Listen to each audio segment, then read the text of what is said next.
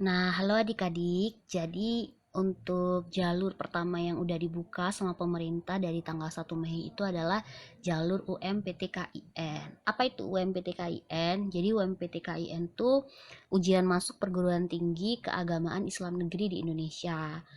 Adik-adik bisa mendaftar ke sini jika memang ingin berkuliah di kampus seperti IAIN, UIN, STAIN, dan PTN lainnya. Nah, untuk masuk ke websitenya, adik-adik tinggal ngetik ini ya, UMPTKIN, pendaftar ke UMPTKIN, adik-adik ke lamannya ya, ke websitenya, nih tinggal diklik seperti ini, nanti akan keluar seperti ini tampilannya. Oke, sebelum mendaftar, pastikan adik-adik membaca informasinya terlebih dahulu, supaya adik-adik tidak salah dalam melakukan pendaftaran. Nah, di sini informasinya ya, ada banyak yang disediakan terkait dengan pendaftarannya. Ada ketentuan, jadwal, biaya, alur pendaftaran, dan kuota SSE-nya.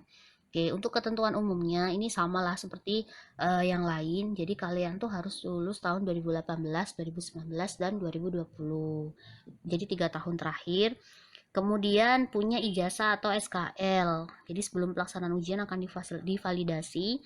Lalu sehat secara mental dan secara fisik. Jadi tidak mengganggu ketertiban selama ujian atau pembelajaran nantinya ya. Ujiannya itu sama seperti pendaftaran yang lain. Jadi ada TKD, tes potensi akademik gitu ya.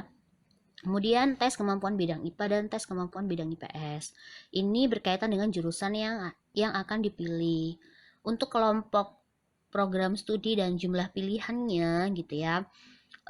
Apabila peserta memilih prodi IPA di semua pilihan, maka kelompok ujian peserta adalah IPA. Tapi kalau IPS berarti masuk kelompok IPS. Setiap kelompok itu bisa memilih maksimal 3 prodi.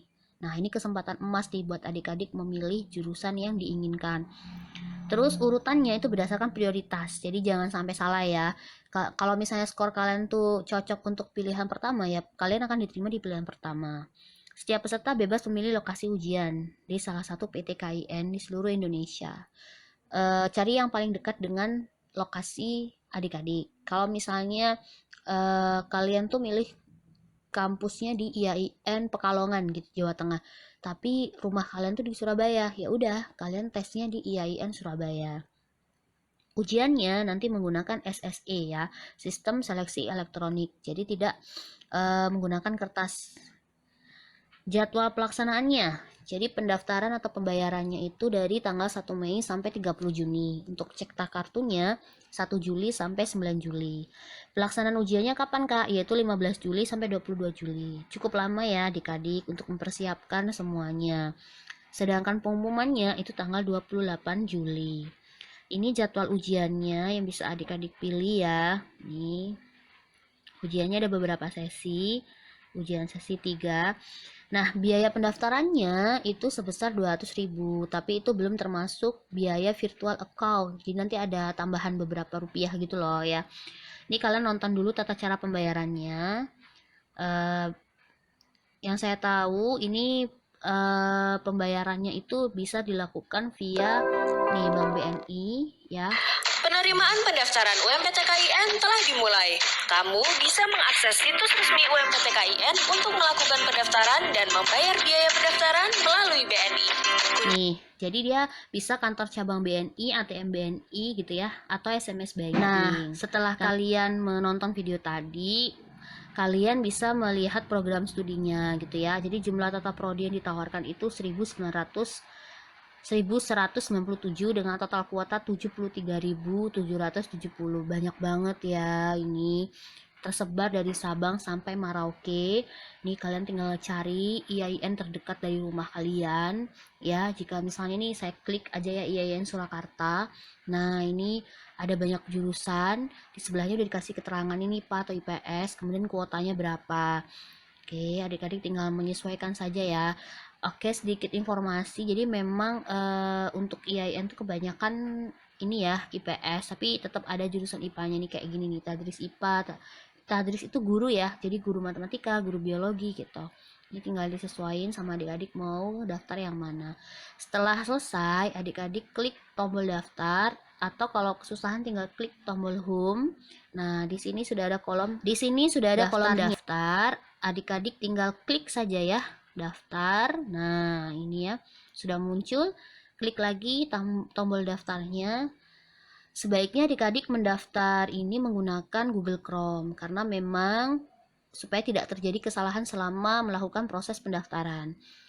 Apa saja yang harus dipersiapkan, yaitu KTP, kemudian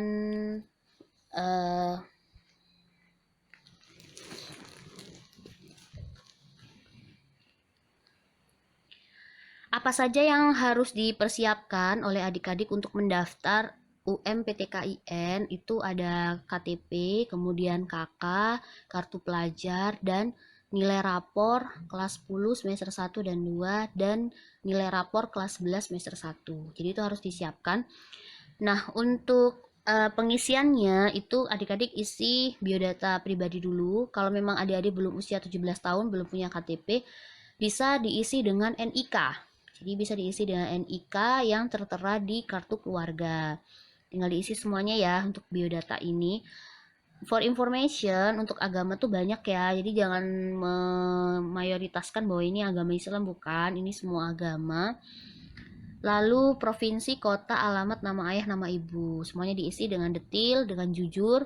Nah, ini kolom yang harus diisi sangat jujur, yaitu kolom gaji orang tua.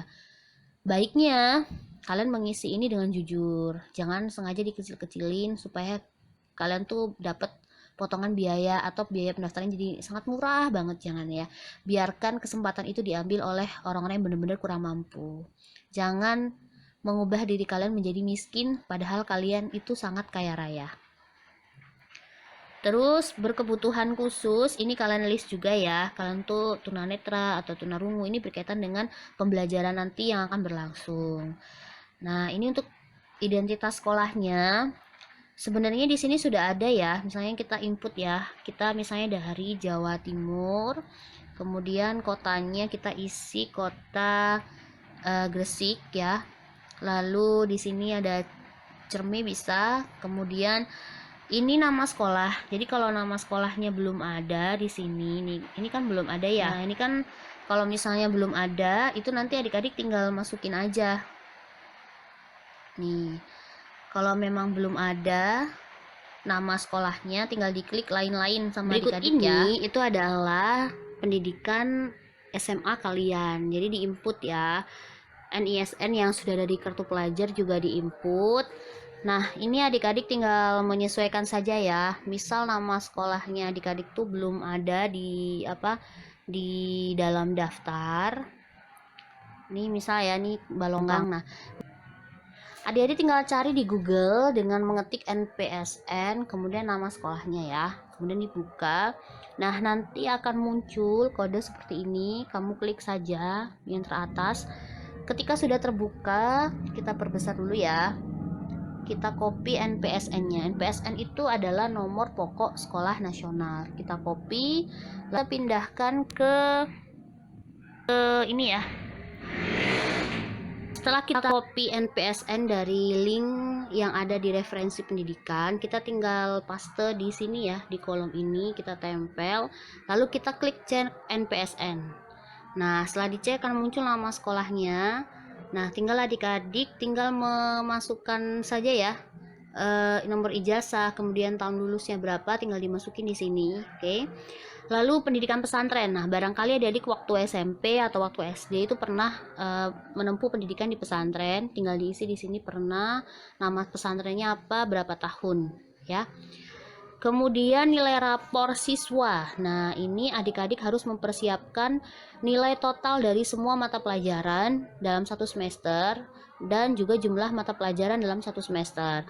Nilai yang dihitung itu adalah nilai pengetahuan saja ya adik-adik. Jika memang ada koma diganti dengan tanda titik. Di sini tinggal diinput untuk kelas 10 semester 1, kelas 10 semester 2, diinput di sini ya masing-masing. Terus di akhir, ini karena situasi COVID belum begitu membaik, jadi ada survei pelaksanaan ujian. Ini misalnya nanti COVID-nya belum selesai ya, di bulan Juli waktu ujian, itu akan dipindah secara mandiri. butuh kesediaan adik-adik. Kalau menurut saya sih baiknya diisi bersedia saja ya. Masalah komputer, masalah apapun internet gitu bisa diatasi dengan cara meminjam ke tetangga atau saudara. Toh di sini juga mudah banget, tidak harus pakai laptop, jadi ada opsi menggunakan smartphone. Tinggal diisi di sini RAM-nya berapa, kemudian internetnya pakai apa, paket data juga bisa di sini ya. Tinggal diisi, lalu sudah. Setelah semuanya selesai, adik-adik tinggal klik tombol lanjut ya, karena ini saya tidak bisa mengisi data, jadi tidak bisa lanjut.